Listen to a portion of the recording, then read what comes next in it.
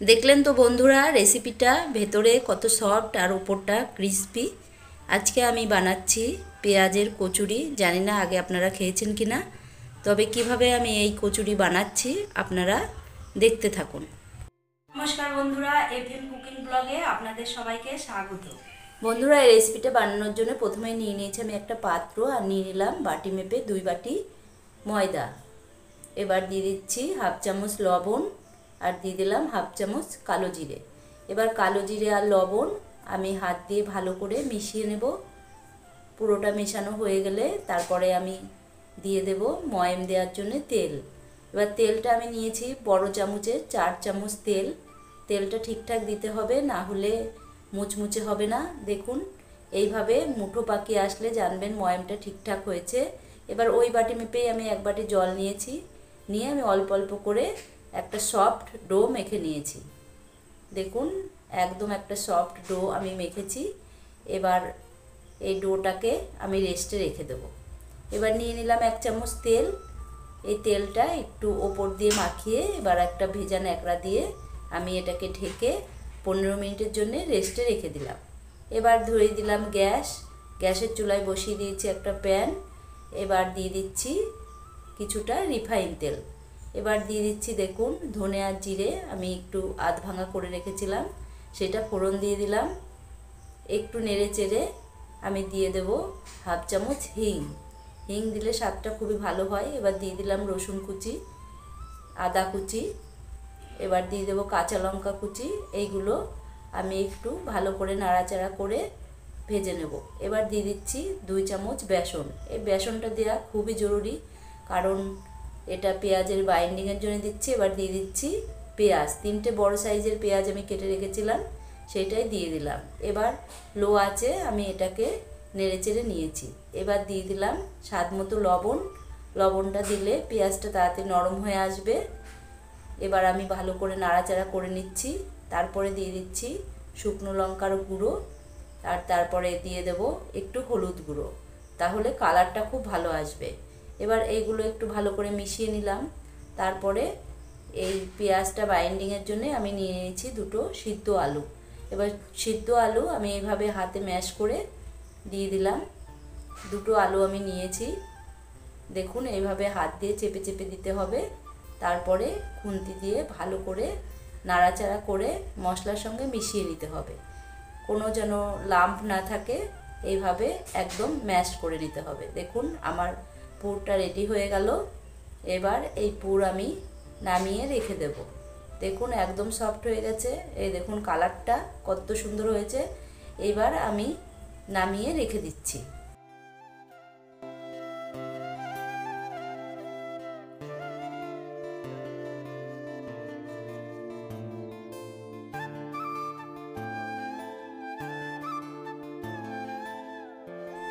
বন্ধুরা পুরটাকে ঠান্ডা করতে দিয়েছি। এবার নিয়েছি ময়দা।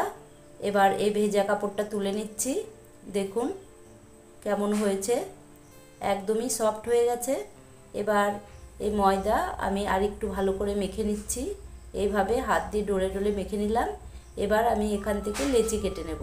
একটু বড় বড় লেচি কাটতে হবে, না হলে ভেতরে পুর ভরা যাবে না, খুলে যাবে। তাই দেখুন এরকম বড় বড় করে লেচি কেটে নিতে হবে।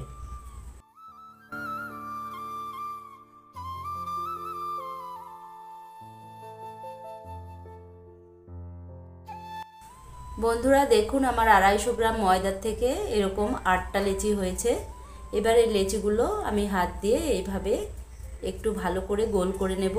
দেখুন এইভাবে লেচিগুলো প্রথমে গোল করে নিচ্ছি। বন্ধুরা সব লেচি দেখুন আমার গোল করা হয়ে গেছে। এবার আমি এই পুরটাকে নিয়েছি, ঠান্ডা হয়ে গেছে। এবার এইভাবে গোল গোল করে নেব। যে কটা লেচি হয়েছে সে কটাই গোলামি করে নেব, বেশি করব না, আর যা বেঁচে থাকে থাকবে। বন্ধুরা 8টা লেচির জন্যে আমি 8টা গোল করে নিচ্ছি, তাহলে লেচির ভেতরে ভরতে খুবই সুবিধা হবে। তাই আমি পরপর 8টা গোল করে নিয়েছি। দেখুন সব কমপ্লিট হয়ে গেছে। বন্ধুরা এবার এই লেচিগুলো নিয়ে নিয়েছি। এবার হাত দিয়ে এরকম বাটি মতো তৈরি করতে হবে, আর এই কর্নারগুলো একটু পাতলা করতে হবে, আর মাঝে একটু মোটা থাকবে, তাহলে স্টাফিংগুলো বেরোনোর ভয় কম থাকে। এবার দেখুন এইভাবে একটা বাটি মতো তৈরি করে নিয়েছি।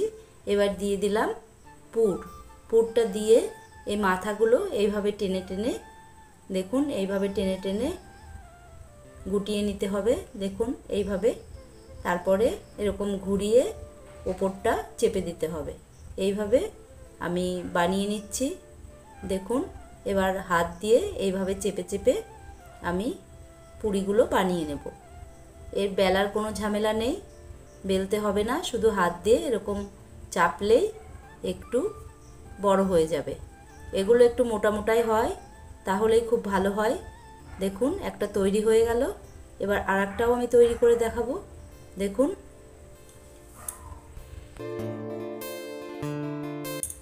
বন্ধুরা, এইভাবে বানানো খুবই সহজ, বেলার কোনো ঝামেলা নেই, আর স্টাফিং বেরিয়েও যাওয়ার ভয় নেই।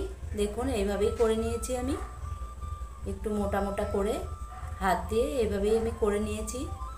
বন্ধুরা এগুলো খুবই তাড়াতাড়ি হয়ে যায়। এই দেখুন দুটো হয়ে গেল। এবার এইভাবে আমি সবকটা করে নিচ্ছি। বন্ধুরা সবকটা কচুরি আমার তৈরি করা হয়ে গেছে। দেখুন সবকটা তৈরি করে নিয়েছি। এবার আমি তেল বসিয়ে দিয়েছিলাম গ্যাসে। এবার আমি দিয়ে দিচ্ছি একটা করে কচুরি।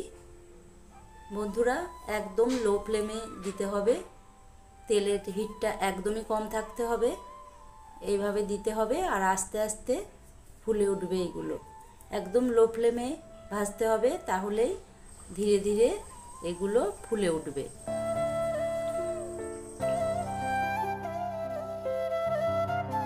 বন্ধুরা আপনারা নিশ্চয়ই দেখে বুঝতে পারছেন যে তেলের তাপমাত্রাটা কেমন আছে। একদমই লো ফ্লেমে রেখেছি আমি, আর দেখুন একদম ফুলে উঠেছে। আর এই কচুরিটা স্টাফিং একদম বের হয়ে গেছে।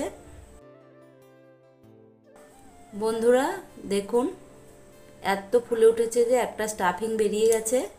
এগুলো একটু সাবধানেই করতে হবে, না হলে এরকম স্টাফিং বেরিয়ে আসবে। ভালো করে চেপে চেপে কচুরিটা তৈরি করে নিতে হবে, তাহলে আর স্টাফিং বেরিয়ে আসবে না।